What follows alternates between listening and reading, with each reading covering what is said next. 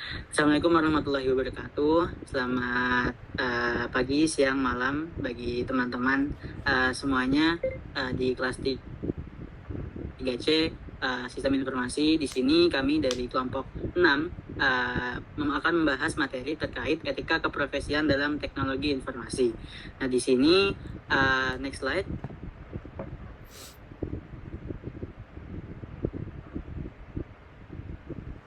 Next slide. Nah, di sini anggota kami ada 3. Yang pertama saya sendiri, Ahmad Zaidan Hafiz dengan NIM belakang 059. Yang selanjutnya ada Aisyah Syifa Nura Zahra dengan NIM belakang 073. Yang terakhir ada Dandi Tristipia dengan NIM belakang 070.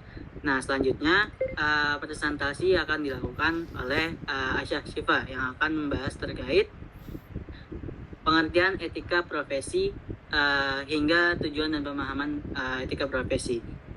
Untuk Aisyah Syifa, dipersilakan. Oke, pertama-tama latar belakang dari materi kita itu adalah komunikasi antar personal itu merupakan dasar interaksi manusia yang dibangun atas kepercayaan, empati, keterbukaan, dan kejujuran. Di era digital, interaksi banyak terjadi lewat media sosial yang mempercepat konektivitas, tetapi mengurangi isyarat nonverbal dan meningkatkan anonimitas. Akibatnya, muncul masalah seperti cyberbullying, hoax, dan pencemaran nama baik yang mencerminkan kegagalan komunikasi etis. Karena itu, memahami cybercrime dari sudut komunikasi penting agar kode etik profesi TI tidak hanya mengatur aspek teknis, tapi juga menjaga nilai kemanusiaan dalam interaksi digital. Nah, pengertiannya, etika profesi adalah seperangkat prinsip moral dan aturan yang mengatur perilaku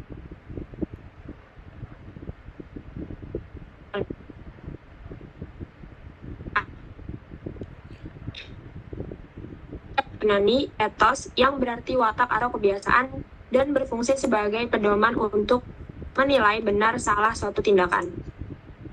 Jenis-jenis etika, yang pertama ada etika deskriptif. Etika deskriptif mempelajari perilaku manusia secara faktual dan rasional. Yang kedua ada etika normatif, yang menetapkan norma dan perilaku ideal yang seharusnya dilakukan. Selanjutnya ada ruang lingkup etika. Yang pertama ada etika umum yang membahas teori dan prinsip dasar moral. Yang kedua ada etika khusus yang penerapan prinsip moral dalam bidang tertentu meliputi etika individual, etika sosial, dan termasuk di dalamnya etika profesi. Selanjutnya ada ciri-ciri profesi dan syarat profesi. Di sini ciri-ciri profesi yang pertama ada memiliki pengetahuan dan keahlian khusus, yang kedua mempunyai kode etik dan standar moral tinggi, yang ketiga mengabdi pada kepentingan masyarakat, yang keempat memiliki izin atau otorisasi khusus, yang kelima tergabung dalam organisasi profesi. Selanjutnya ada syarat profesi, yang pertama kegiatan intelektual, yang kedua ilmu yang khusus dan terstruktur, yang ketiga persiapan profesional panjang, yang keempat mengutamakan pelayanan publik, dan yang kelima memiliki organisasi dan standar baku. Selanjutnya, prinsip utama etika profesi, yaitu ada 3. Yang pertama, ada tanggung jawab terhadap pekerjaan dan dampaknya bagi masyarakat. Yang kedua ada keadilan, yang maksudnya adalah memberikan hak kepada setiap pihak. Yang ketiga ada otonomi, yaitu kebebasan profesional menjalankan tugasnya. Selanjutnya ada tujuan pemahaman etika profesi. Pemahaman etika profesi penting untuk membentuk profesional TI yang unggul secara teknis dan bertanggung jawab secara moral serta sosial. Etika profesi bukan hanya sekedar mengetahui aturan, tapi menginternalisasi nilai-nilai moral agar tercermin dalam perilaku profesional. Tujuannya membangun kepercayaan, menjaga integritas, serta memastikan orientasi kerja tetap pada kepentingan publik. Nah, selanjutnya tujuan pemahaman etika profesi akan dibahas lebih detail dari penjabaran yang tadi. Yang pertama, ada membangun kepercayaan publik. Profesi TI mengelola data sensitif dan infrastruktur penting sehingga bergantung pada kepercayaan masyarakat. Yang kedua, pemahaman etika memastikan profesional TI bertindak demi kepentingan publik. Yang ketiga, kepercayaan publik publik hanya dapat dipertahankan jika profesional TI menjunjung nilai moral dan tanggung jawab sosial. Nah, yang kedua, dari tujuan pemahaman etika profesi yaitu standar dan integrasi profesional.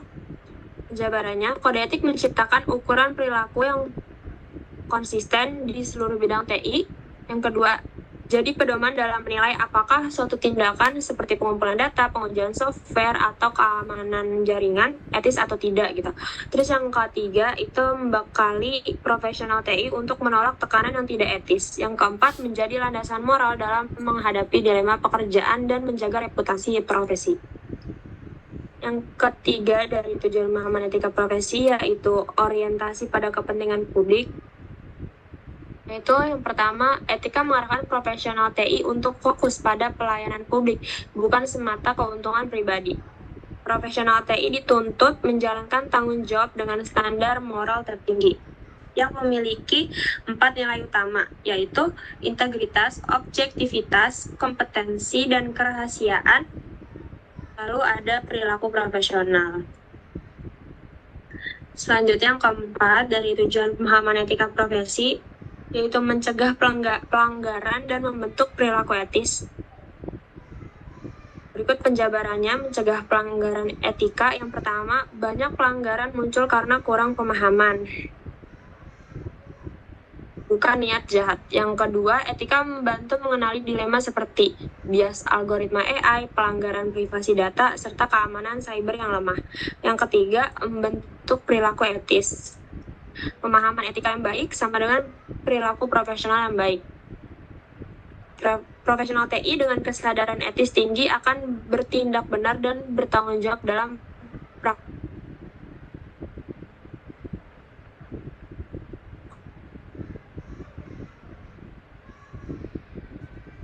sehari-hari.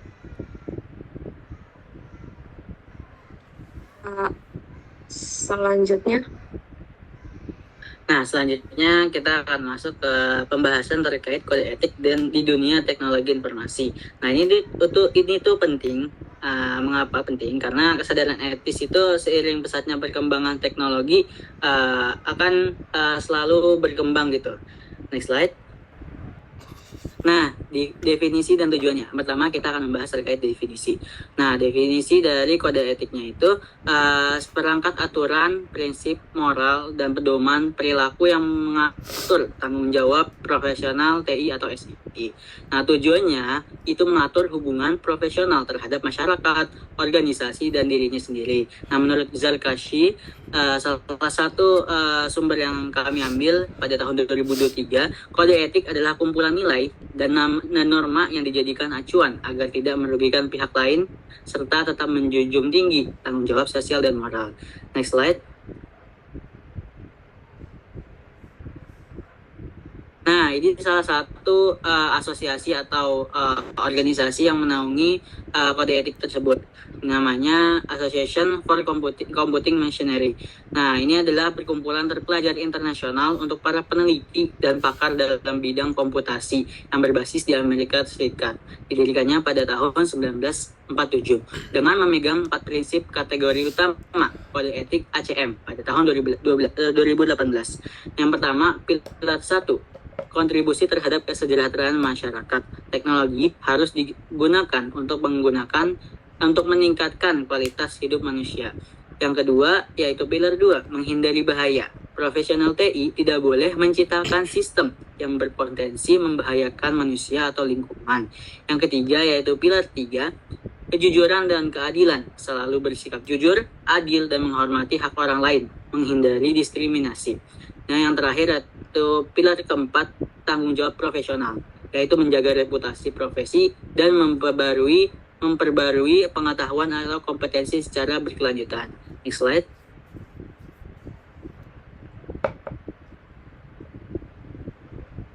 Nah, ini nilai-nilai inti yang wajib dipegang profesional dalam kode etik. Ada 4, yaitu integritas dan kepercayaan. Ini bersikap jujur, tidak memanipulasi informasi, dan harus dapat dipercaya. Yang kedua, kerahasiaan dan privasi. Sebagai profesional di bidang TI dan SI, kita wajib melindungi data rahasia klien. klien atau pengguna. Contohnya data scientist harus menganonimkan data dari sumber-sumber yang terpercaya. Yang ketiga, ada hak kekayaan intelektual atau haki. Menghormati hak cipta, tidak menggunakan software atau kode tanpa lisensi. Yang terakhir ada penerapan konkret. Nah, ini ada dua jenisnya, yaitu pengembangan e-government harus memprioritaskan kemudahan akses warga, yaitu kesejahteraan masyarakat. Dan yang terakhir, tim TI harus melakukan audit bias agar algoritma tidak diskriminatif. Nah, ini bertujuan untuk mencapai keadilan. Next slide.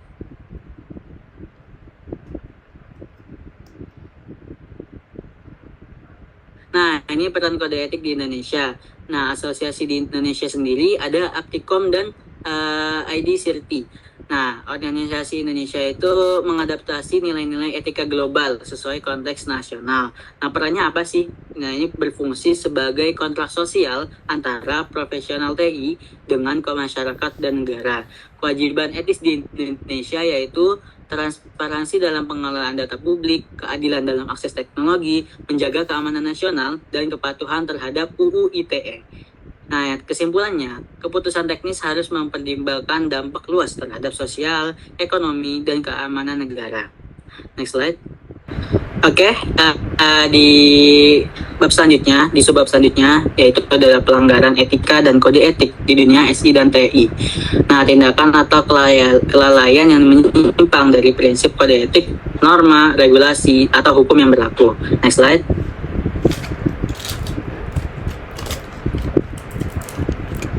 Nah, definisi pelanggaran pada kode etik di dunia SITE ini. Nah, definisi pelanggarannya yaitu tindakan atau kelalaian yang menyimpang dari prinsip kode etik, norma, regulasi, atau hukum yang berlaku. Dua bentuk pelanggarannya, ada tindakan aktif dan kelalaian profesional. Nah, yang pertama sengaja melanggar, misalnya pencurian data dan lainnya. Yang kedua yang tadi kelalaian profesional yaitu mengabaikan tanggung jawab etis, misalnya tidak melakukan backup data sehingga pengguna dirugikan. Nah, prinsip umumnya pelanggaran terjadi karena keahlian teknis digunakan tanpa mempertimbangkan dampak sosial, hak pengguna, atau regulasi yang berlaku. Next slide.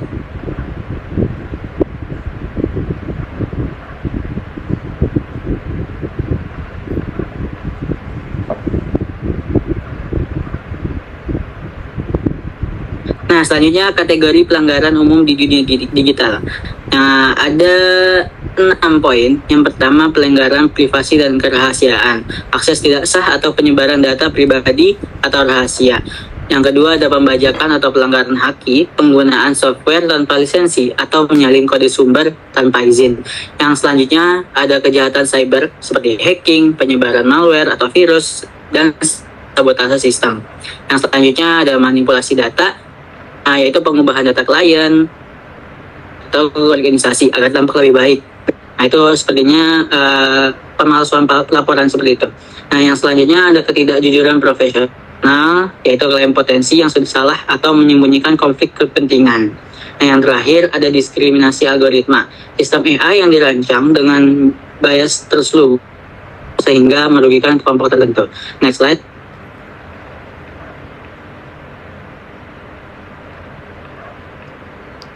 Nah, ini bentuk dampak dan konsekuensi pelanggaran.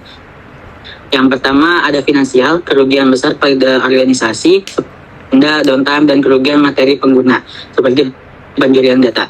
Yang kedua ada reputasi, rusaknya reputasi lembaga atau profesional, dan hilangnya kepercayaan publik. Yang ketiga, hukum dan regulasi, sanksi atau pidana atau perdata sesuai UU ITE atau pencabutan sertifikasi profesional.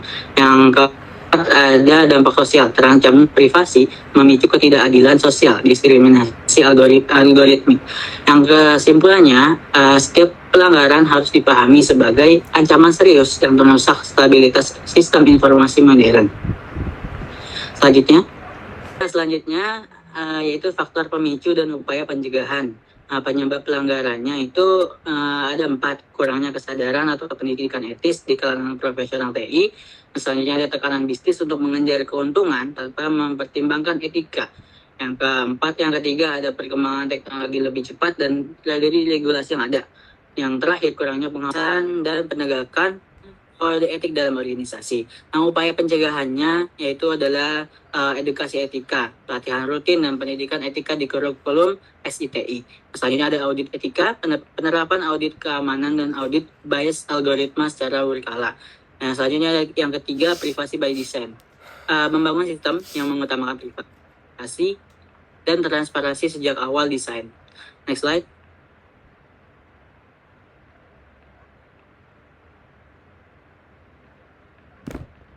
Nah, selanjutnya akan dijelaskan oleh Dandi.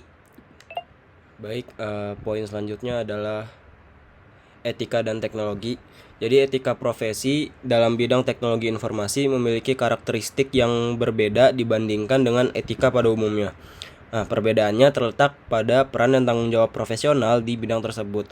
Profesi dalam bidang TI menuntut agar para ahlinya dapat menjadi pihak yang dapat dipercaya oleh masyarakat, terutama oleh mereka yang memiliki pengetahuan terbatas mengenai teknologi. Kepercayaan ini didasarkan pada kompetensi, keahlian, dan integritas moral dalam menjalankan profesinya. Next slide.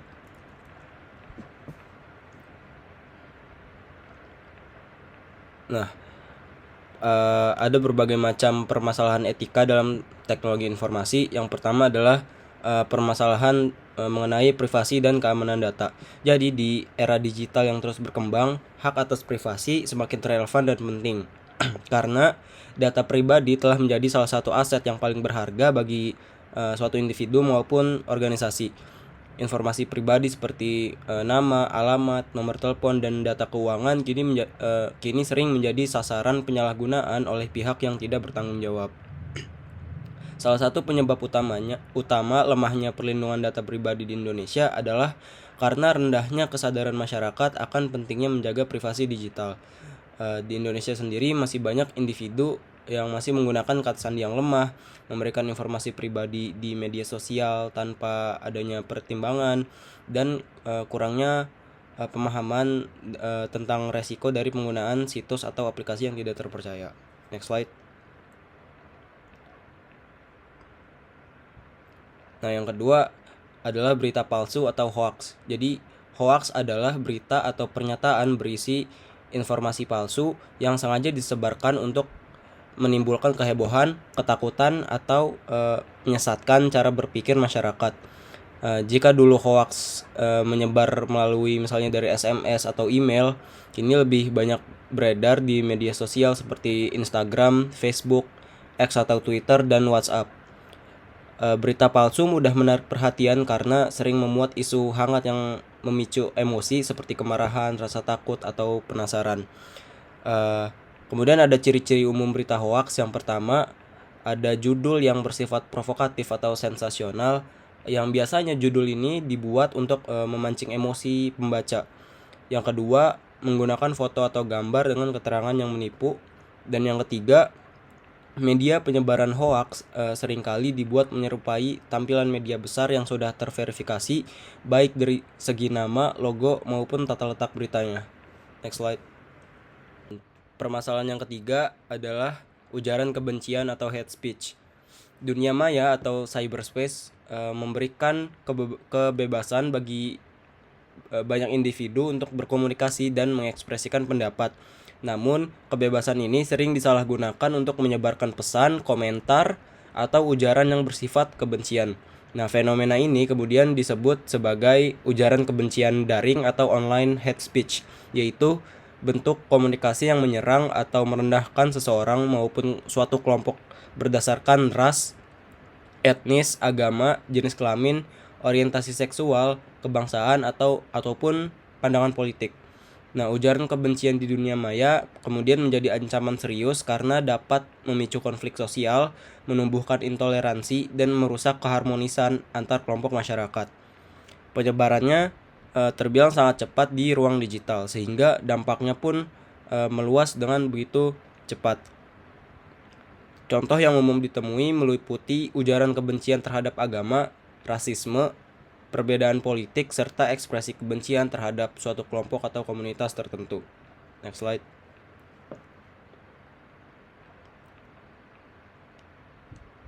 Nah, selanjutnya ada poin cybercrime. Nah, jadi menurut Gregory tahun 2005, cybercrime adalah suatu bentuk kejahatan virtual dengan memanfaatkan media komputer yang terhubung ke internet dan mengeksploitasi komputer lain yang terhubung dengan internet juga. Next slide.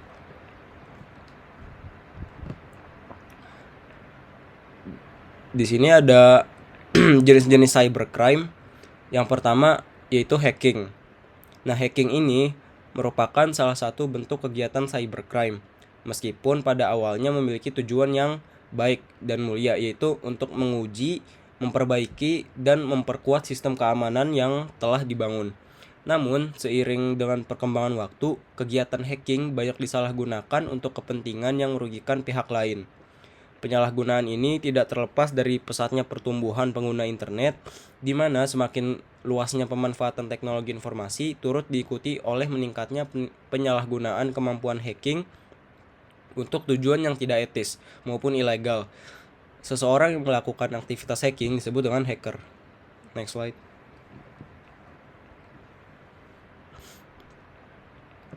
Nah, yang kedua ada phishing. Phishing adalah bentuk serangan di mana pelaku memanfaatkan teknik rekayasa sosial atau social engineering untuk melakukan pencurian identitas.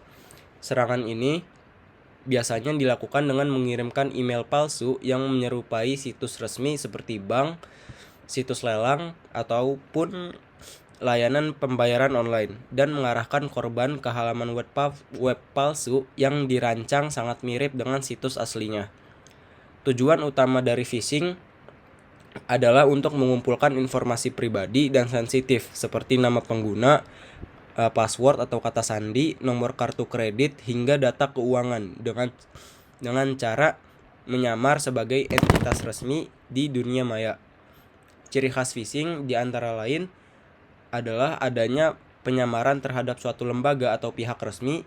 Proses penyamaran dilakukan melalui situs web palsu yang terlihat seperti situs asli, dan modus pelaku meminta informasi sensitif dari korban seperti data akun atau keuangan. Next slide.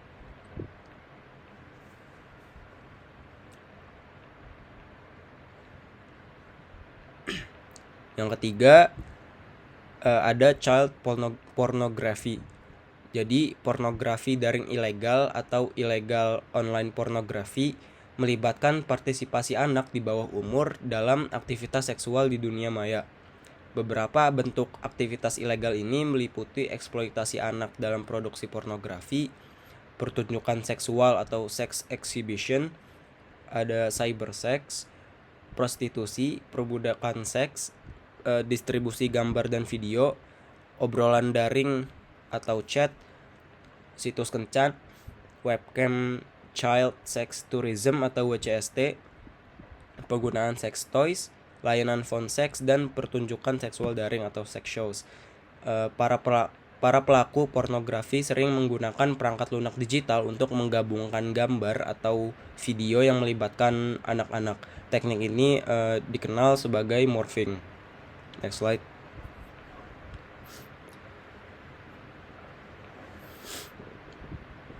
Nah, yang keempat ada cyberbully.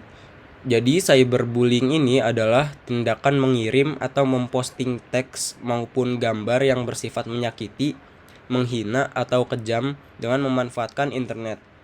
Misalnya, melalui pesan instan, email, ruang obrolan, dan media sosial, atau menggunakan perangkat komunikasi digital lainnya seperti ponsel. Bentuk-bentuk cyberbullying dapat berupa penguntitan atau stalking, ancaman, pelecehan, penyamaran identitas, penghinaan, penipuan, maupun pengucilan atau exclusion. Korban dapat mengalami perundungan ini dimanapun mereka memiliki akses ke perangkat digital, baik di rumah teman, di sekolah, di dalam bus, maupun di ruang publik lainnya. Next slide. Nah, yang kelima ada identity theft. Jadi ini adalah bentuk kejahatan yang melibatkan pencurian identitas seseorang, di mana pelaku menyamar sebagai orang lain untuk memperoleh keuntungan finansial. Salah satu contoh nyata adalah John C. Leo, seorang pengusaha sukses yang menjadi korban pencurian identitas hingga menyebabkan kebangkrutan bisnisnya dan membuatnya harus berjuang selama 2 tahun untuk terbebas dari tuduhan hukum akibat kejahatan yang tidak dilakukannya. Nah, kejahatan ini seringkali berlanjut menjadi identity fraud, yaitu penipuan yang memanfaatkan identitas korban untuk melakukan kejahatan lain seperti pencurian identitas finansial, pencurian identitas bisnis, pencurian identitas kriminal, dan pencucian uang atau money laundering. Next slide. Nah, yang keenam ada malware atau malicious software, yaitu perangkat lunak berbahaya yang dirancang untuk merusak komputer, mencuri data, ataupun mengganggu pengguna. Penyebaran malware semakin luas dan menjadi ancaman serius terhadap keamanan komputer karena dapat menyerang berbagai aplikasi yang terhubung ke internet. Nah, beberapa contoh malware itu diantaranya ada virus, worm, Trojan horse, ransomware, dan lain-lain. Next slide. Nah, di Indonesia sendiri ada beberapa undang-undang yang telah spesifik mengatur pencegahan kejahatan cyber seperti Undang-Undang Nomor 36 tentang Undang-Undang Nomor 36 tahun 1999 tentang telekomunikasi, Undang-Undang Nomor 19 tahun 2002 tentang hak cipta, Undang-Undang UU Nomor 15 tahun 2003 tentang pemberantasan terorisme, serta Undang-Undang Nomor 11 tahun 2008 tentang informasi dan transaksi elektronik. Undang-undang tersebut telah mengkriminalisasi jenis kejahatan dunia maya atau cybercrime dan ancaman hukuman untuk setiap pelanggarnya. Next slide.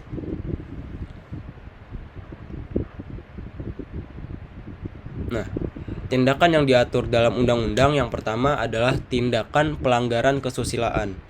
Jadi, salah satu bentuk kejahatan cyber yang diatur adalah tindakan yang melanggar kesusilaan, sebagaimana tercantum pada Pasal 27 ayat 1 UU Nomor 11 tahun 2008 yang menyatakan bahwa setiap orang dengan sengaja dan tanpa hak mendistribusikan, mentransmisikan, dan atau membuat dapat diaksesnya informasi elektronik atau dokumen elektronik yang memiliki muatan yang melanggar kesusilaan. Next slide. Nah, yang kedua adalah perjudian online. Perjudian online juga diatur pada pasal 27 ayat 2 Undang-Undang Informasi dan Transaksi Elektronik.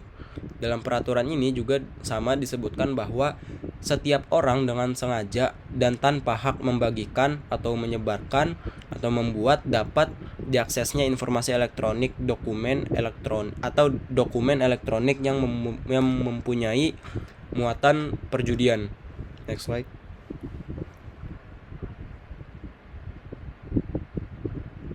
Nah, yang ketiga adalah pencemaran nama baik.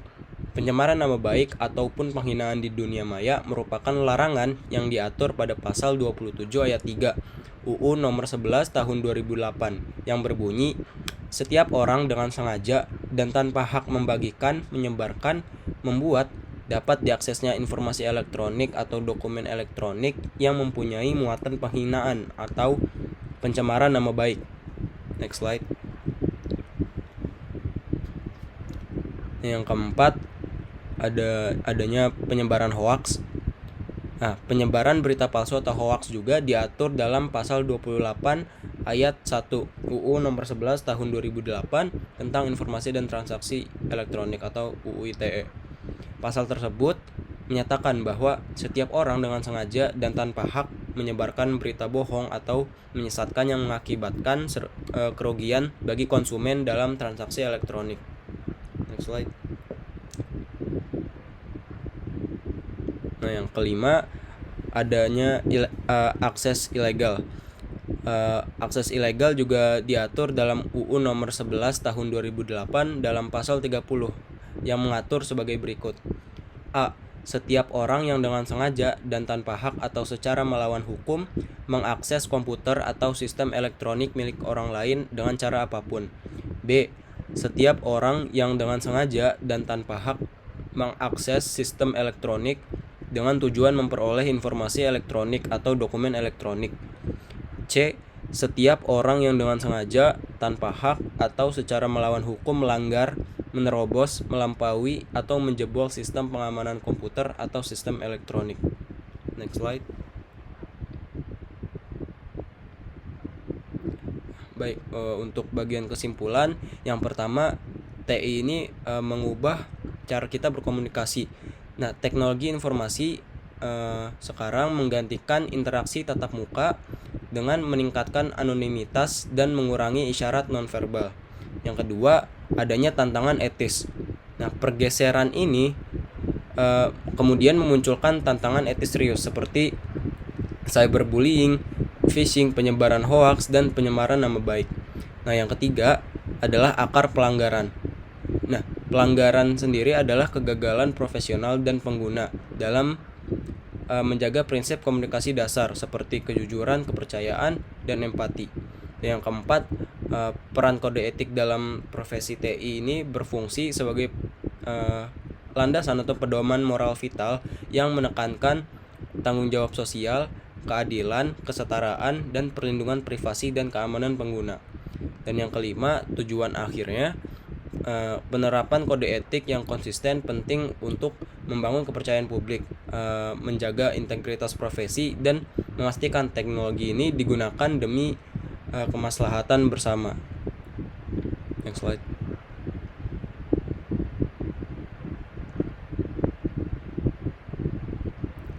Nah, saran yang pertama bagi profesional TISI. Nah, fokus etis dan teknis, tidak hanya ahli teknis, tetapi wajib menginternalisasi kode etik profesi. Yang kedua, prioritas desain.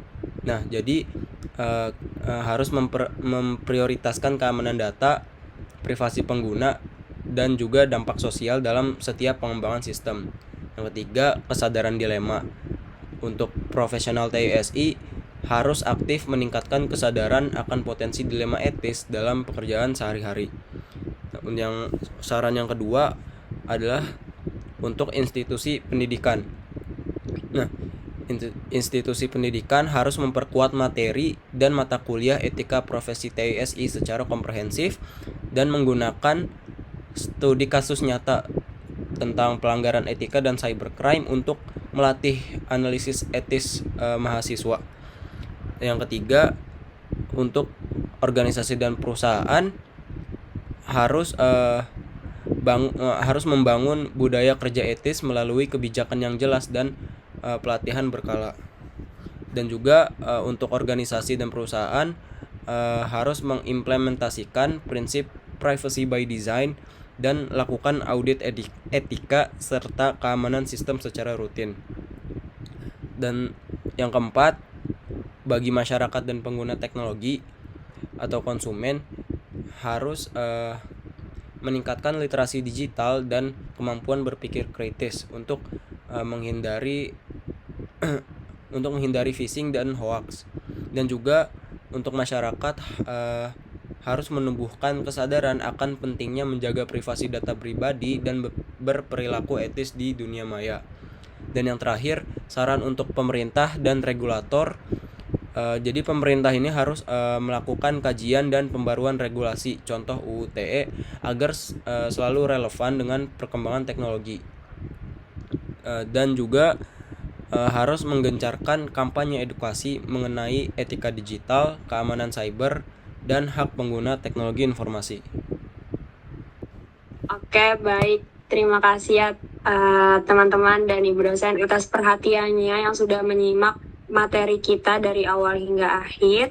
Apabila ada kurangnya mohon dimaafkan. Wassalamualaikum warahmatullahi wabarakatuh.